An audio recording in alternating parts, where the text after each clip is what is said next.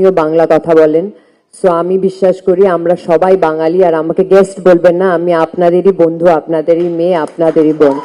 পাশে থাকবেন, হৃদয়ে জায়গা দেবেন, যাতে আগামী দিন আরো ভালো ছবির উপহার আপনাদের সবাইকে দিতে পারি।